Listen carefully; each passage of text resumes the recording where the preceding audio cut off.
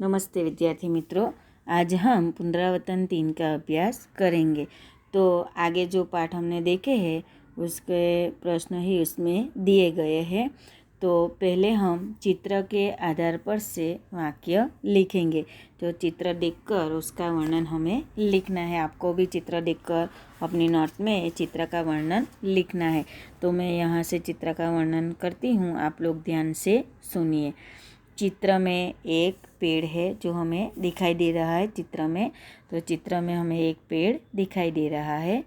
पेड़ के नीचे तने के पास एक लड़का बैठा है, यानी कि पेड़ के थड़ में एक लड़का बैठा हुआ है। तने के पास यानी कि तन बैठा है। लड़के के हाथ में गेंद है।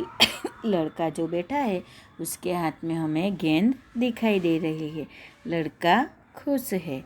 वह दूसरे लड़कों को बुला रहा है। नज़दीक में फूलों के पौधे हैं। खुला मैदान भी है। दूर दूर थोड़े मकान भी दिखाई दे रहे हैं। तो इसी प्रकार हमें चित्र के आधार पर से 5 वाक्य लिखने हैं। अब प्रश्न 2, सीखो कविता का स्वर ज्ञान कीजिए, यानी कि सीखो जो कविता है वो उसका गान आपको करना है और नोट में लिखनी है। प्रश्न 3, नीचे दिए गए शब्दों में से संज्ञा विशेषण और क्रिया पर ढूंढकर तालिका में लिखिए और वाक्य में प्रयोग कीजिए। तो संज्ञा विशेषण और क्रिया उसके बारे में हम पहले भी जान चुके हैं कि संज्ञा किसे कहते हैं कि नाम, चौक्कस किसी भी व्यक्ति का चौक्कस नाम होता है। वस्तु, व्यक्ति, पदार्थ का चौक्कस नाम, उसे हम संज्ञा कहते हैं। तो विशेषण, तो संज्ञा के अर्थ में जो शब्द विशेषता लाता है उसे विशेषण कहते हैं। संज्ञा की विशेषता बताने वाले शब्द को विशेषण कहते हैं। और क्रिया किसे कहते हैं? जो हम काम करते हैं उसे क्रिया कहते हैं। तो यह तालिका जो है उसमें हमें उसका विवरण करना है।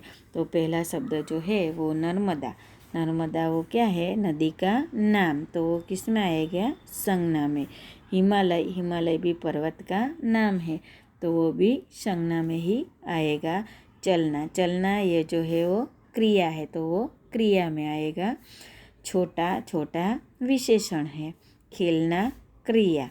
सफ़ेद विशेषण। लिखना क्रिया। गंगा संज्ञा और थोड़ा विशेषण।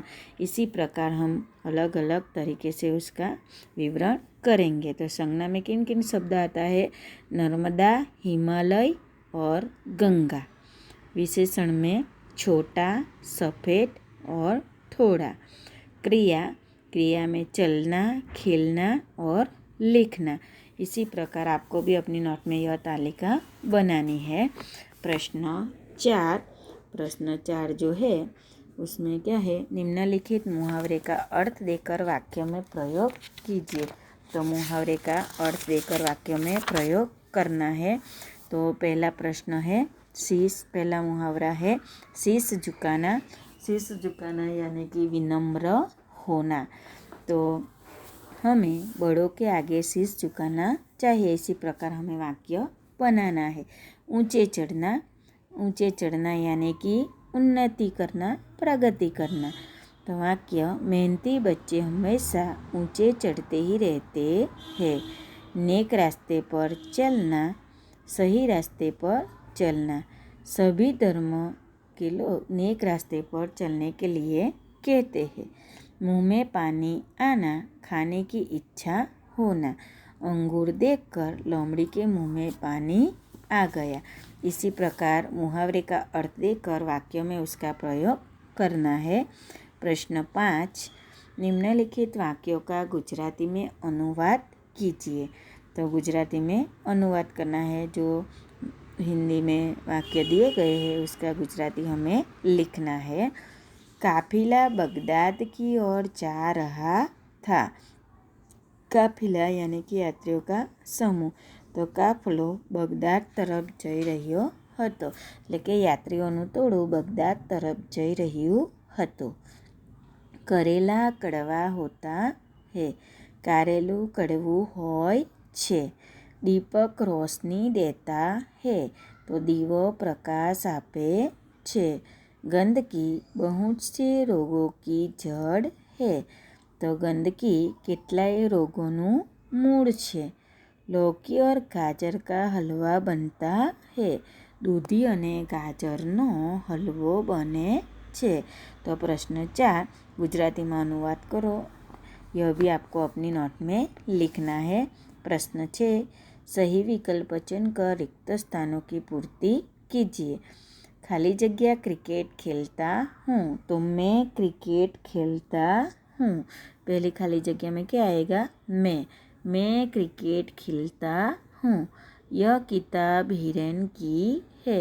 जो रसवई की है वो यहाँ आएगा। खाली जगह लड़के हैं। तो है पर ह जो है उस पर अनुस्वार है। तो जिस पर अनुस्वार होता है वो वाक्य बहुवचन का कहलाता है। इसीलिए यहाँ खाली जगह में क्या आएगा? ये लड़के खेलते हैं। ये लड़के हैं। पानी खाली जगह मगर है। तो पानी में मगर है। एक मात्र है जिस पे में पर वो शब्द यहाँ आएगा। तो पानी में मगर है। ये आम के पेड़ है। खाली जगह बहुत आम लगे है।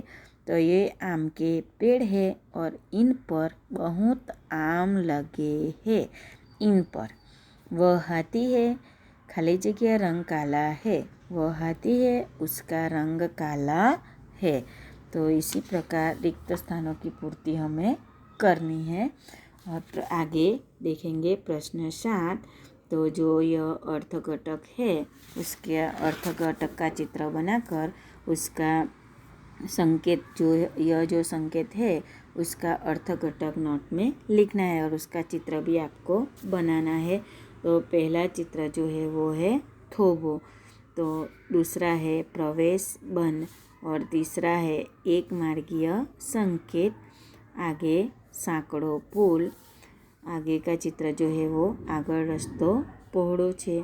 आगे साइकिल માટે प्रतिबंध। आगे गोलाकार रस्तो और आगे આગળ સાંકડો રસ્તો છે। तो आ जो चित्र है ये चित्र तमारे नोट में दौरवाना है और एना अर्थघटन लखवाना है। तो आज हम इतना ही करेंगे।